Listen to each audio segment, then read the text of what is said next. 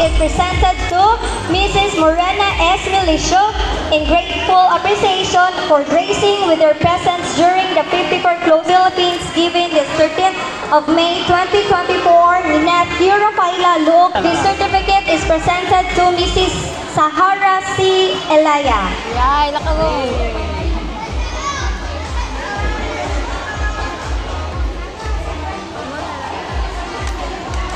Certificate of Appreciation. This certificate is presented to Mrs. Sheila A. Imbong.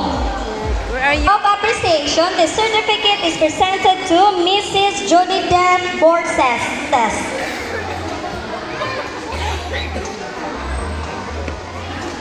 Certificate of Appreciation. This certificate is presented to Mrs. Helen A. Alfanta.